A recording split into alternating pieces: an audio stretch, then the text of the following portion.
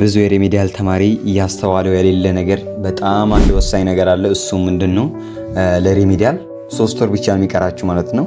ሬሜዲያል ከ3 ወር በኋላ ፋይናል ኤግዛም ትፈተናላችሁ። ከዛ በኋላ ሪዛልቱን ትመለከታላችሁ ማለት ነው። ይሄ እንዴት እንደሆነ ለምን አብዛኛው ተማሪ ደግሞ ከዚህ እንደምዘነጋ በተጨማሪ ሌሎች ነገራቶችም ከዚህ ጋር ተያይዞ በጣም ወሳኝ ቪዲዮ ነው ማለት ነው። በሌላ ጊዜ ሞቲቬሽን ምናምን አላረጋችሁም።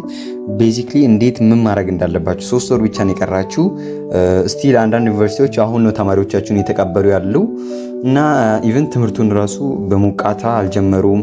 1-2 ሳምንት ነው። ስፔሻሊ አሁን ጂንካ ዩኒቨርሲቲ እና ወላይታ ሶዶ ዩኒቨርሲቲ በቅርቡ ነው ተማሪዎቻቸው ወደ ግቢ የገቡት እና ስቲል ትምህርቱን ራሱ በስርዓት ሳይላመዱ ፈተና 3 ወር ምናምን ሲቀር እንዴት እንደሆነ ይሄም በቪዲዮዎች መጨረሻችን ትረዳላችሁ፣ ወር በቪዲዮ ቆይታችን ትረዳላችሁ ማለት ነው። መጀመሪያ እንዴት 3 ወር ይቀራል ካላችሁን አሁን አክቹሊ 5ኛ ወር እንዳለቀ ቁጥሩት ዛሬ አይ ቲንክ 20 ምናምን ዴት ውስጥ ገብቷል 5ኛ ወሩ እና 6 7 8 እና 9ኛ ወር ነው የሚቀራችሁ ማለት ነው። እንዴት 10ኛ ወር ምናምን የምትሉ ከሆነ ከሰኔ በፊት ነው የትምህርት ሚኒስቴሩ ካላንደሩ የሚያልቀው ኦር ትምህርት ስርዓቱ የሚያልቀው ከዚህ 9ኛ ወር ኦር ከ10ኛ ወር በፊት ነው።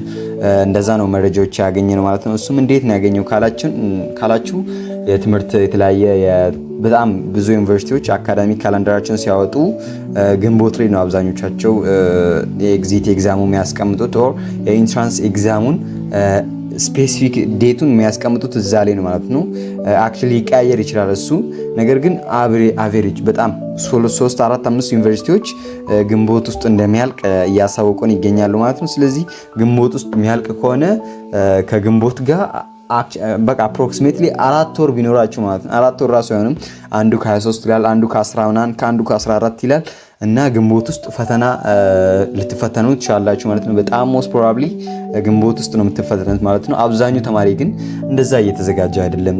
ስቲል አንዳንድ ተማሪዎች ማጥናቱን ራሱ አልጀመሩ ገና ከግቢ ኢንቫይሮንመንት ጋር የሚለማመዱት።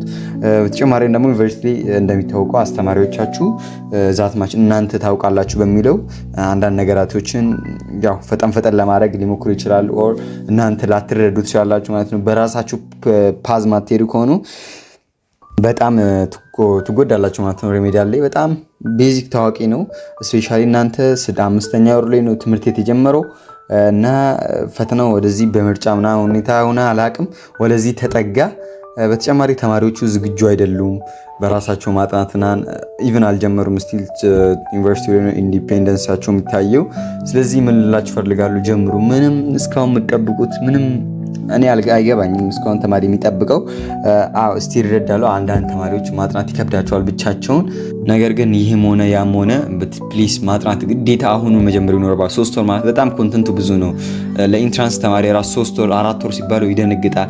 እናንተ ኢቨን ትምህርት ራሱ አልጀመራቸው። እነሱ ኦልሬዲ 1 ሴሚስተር 5 ወር ምናምን 6 ወር ትምህርት ውስጥ ጨርሰዋል።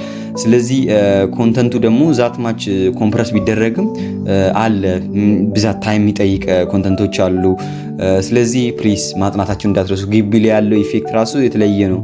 አንዳንድ ተማሪ ኢንቫይሮንመንት ላይ መቸው ይችላል። ስለዚህ ጥናቱን ካለምንም ወደ ኋላ መሸሽ አሁኑኑ ጀምሩ ፕሊስ። ከዛሬ ነገ ሳትሉ መጀመር ይኖርባችኋል። ለምን ካላችሁ በጣም ኮንተንቱ ሰፊ ነው።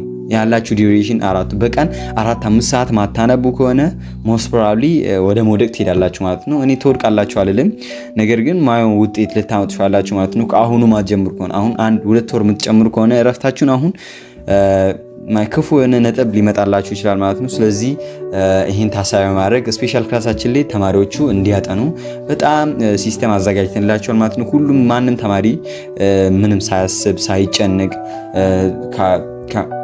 ስኬጁል ይወጣለታል። በስኬጁሉ መሰረት የተለያየ ቪዲዮዎች ይላኩለታል። አክቹሊ ቪዲዮ በእኛ አልተሰራም። ከዩቲዩብ ላይ በጣም ምርጥ ቪዲዮዎች ልክላቸዋለን።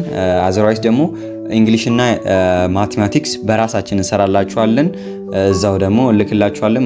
እንግሊሽን ቶሎ ለመጨረስ እንሞክራለን። ማቴማቲክስም ኦር ፈተና ሲደርስ ሞር ብዙ ነገራቶችን ፕራክቲስ የምናደርገው ይሆናል። በተጨማሪም በየ2 ሳምንት ወር በየሳምንቱ 100 ጥያቄዎችን ቴስት አደርጋላችሁ ማለት ነው።